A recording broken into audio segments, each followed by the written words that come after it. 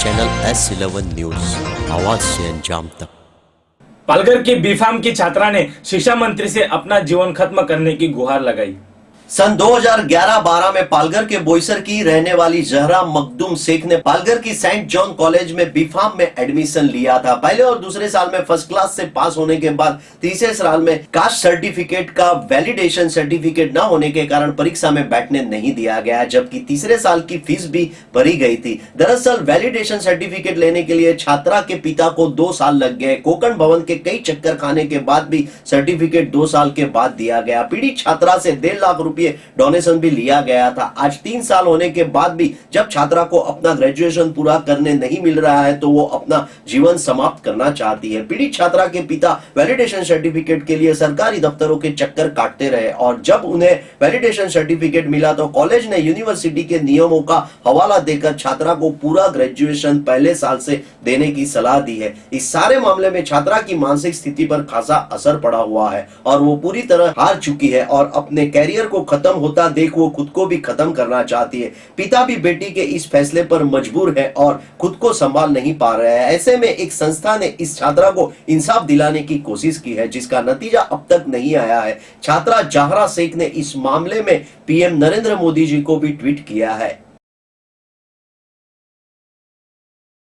कोटा के हिसाब से एडमिशन मिला तो मैनेजमेंट कोटा के हिसाब से एडमिशन मिलने के बाद मुझे बोला गया कि आप ओबीसी कैटेगरी के हिसाब से बैठते हो, आपका मार्कशीट उतना है तो आप वैलिड कास्ट सर्टिफिकेट लेके आओ, आपका एडमिशन हो जाएगा। तो हम लोग ने मेरा ओबीसी बैठे पे कास्ट सर्टिफिकेट सबमिट किया। देन कॉलेज ने बोला गया मैं दो साल पढ़ी, कॉलेज बोले कि वैलिडिटी सबमिट करोगे तभी आप आगे फर्दर स्टडी कर पाओगे। तो आफ्टर 3rd ईयर में एडमिशन ली, एग्ज़ाम देने का टाइम था। देन मुझे कॉलेज ने बोला कि अगर आप सबमिट नहीं करते अभी, और उस समय पापा 2 से 3 साल हो गया हम लोग वैलिडिटी के लिए जाते रहे आते रहे, मगर कोई ना कोई गवर्नमेंट टेक्निकल रीज़न की वजह से वो लेट हो रहा था। तो उस वजह से बाद में वैलिडिटी ना सबमिट होने की वजह से एग्ज़ाम के टाइम पे जब टाइम लिमिट दिया था तो मुझे कॉलेज ने निकाल दिया। और आफ्टर जब मैंने वैलिडिटी लाया, फी भरने के बाद भी, रिजल्ट मिलने के बाद भी मुझे कॉलेज ने बोला अभी क्या आप अभी एडमिशन कंटिन्यू नहीं कर सकते, आप अभी निकल जाइए और फर्दर स्टडी भी नहीं कंटिन्यू कर सकते, आपको अभी फर्स्ट ईयर से एडमिशन फिर से लेना पड़ेगा। फुल ईयर डोनेशन पे करने के बाद, ओपन कैटेगरी फी पे करने के बाद भी मुझे कुछ ओबीसी का फ़ायदा नहीं हुआ, ना मेरा एडमिशन कंफर्म हुआ, ना अभी मैं पढ़ सकती हूँ ना मर सकती हूँ। अभी करूँ तो क्या करूँ, जीवी या मरूँ, कुछ तो रीज़न होना चाहिए ना कि मैं आगे क्या करूँ। तो प्लीज़ मुझे कुछ एडवाइस दीजिए कि मैं आगे क्या कर सकूँ। अभी यहाँ जहाँ आप बोल रहे हो कि लड़की एक तरफ पढ़नी चाहिए और अभी आप मेरे साथ ऐसा अन्याय हो रहा है तो मैं क्या करना चाहूँ। 2nd ईयर का मुझे माइनॉरिटी स्कॉलरशिप मिली 25,000 पर ईयर का, और 3rd ईयर का भी मैंने फॉर्म अप्लाई किया माइनॉरिटी फ़ी के लिए।